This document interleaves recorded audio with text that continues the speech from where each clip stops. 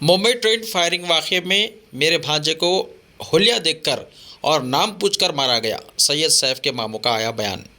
Mumbai firing واقعے میں جاں بحق ہونے والے سید سیف الدین کے ارکان خاندان نے کہا کہ انہیں حلیہ دیکھ کر نشانہ بنایا گیا ہے۔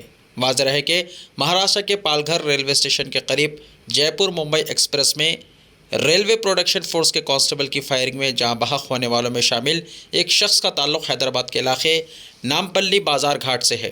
سید سیف الدین کے قریبی رشتہ دار حافظ واجد پاشا نے میڈیا کو بتایا کہ ان کے بھانجے سید سیف الدین ایک ہفتہ پہلے دکان کے مالک کے ساتھ اجمیر شریف گئے ہوئے تھے۔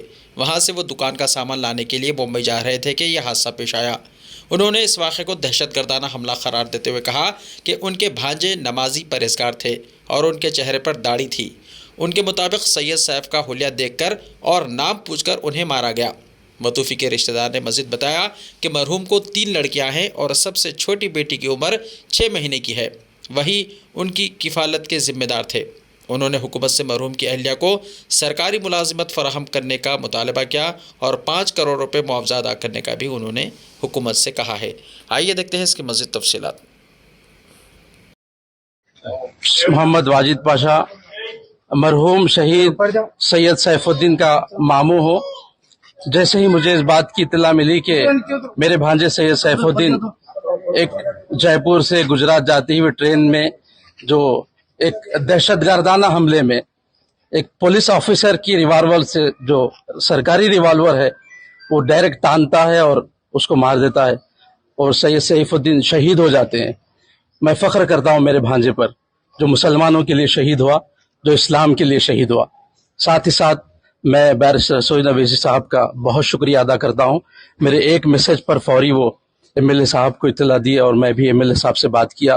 میں بہت شکریہ ادا کرتا ہوں متعلقہ ایم ایل اے صاحب ہمارے جعفر حسین میرا صاحب نامپلی کا، جنہوں نے بس مشکل سے میں اطلاع دینے کے 3 منٹ کے اندر ہمارے بھانجے کے ہمارے گھر پر آئے، اور میں بطور خاص گورنمنٹ آف تلنگانہ سے، مجلس اتحاد المسلمین سے اور سرکاری جو بیٹھے ہوئے تانشاہ، ان سے بھی مطالبہ کرتا ہوں، سینٹرل حکومت سے، کیوں کہ یہ صحیح نہیں ہے، یہ بہت غلط ہے۔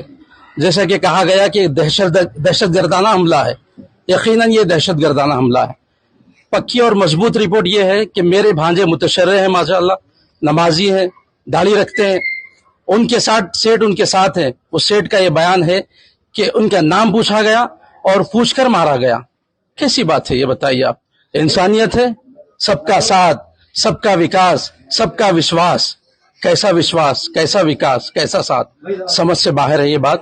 بہرحال گزارش یہی ہے آپ حضرات کے چینل کے ذریعے ایم آئی ایم پارٹی سے، کے سی آر صاحب سے، کہ 10 لاکھ اس کا کوئی بدل نہیں ہے، کوئی بدل نہیں ہے۔ ہم تو یہ بالکل قبول کرنے تیار نہیں ہے۔ 3 معصوم، 6 مہینے کی ایک لڑکی، 2.5 سال کی ایک لڑکی، 6 سال کی ایک لڑکی ہے۔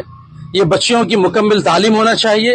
ان کی اہلیہ جو ماشاءاللہ سے گریجویشن ہے، ان کو مکمل مضبوط سرکاری ملازمت ملنا چاہیے، اور کم از کم ان کے لیے 5 کروڑ روپے کا ہم ڈیمانڈ کرتے ہیں، اور 5 CR کا مطالبہ ہے ہمارا۔ اور یہ گورنمنٹ آف تلنگانہ سے بطور خاص ہے کہ آپ سینٹرل سے، آپ سے اور جماعت سے کیسا سخت پریز دلائیے۔ یہ کرائے کے مکان میں رہتے ہیں، معمولی دکان میں کام کرتے ہیں، ان کے بالکل مختصر سی ان کی غریبی میں زندگی ہے۔ ذاتی ان کو رہائش کروائیے، بچوں کی تعلیم کا معاملہ ہے اور بینک بیلنس ہے۔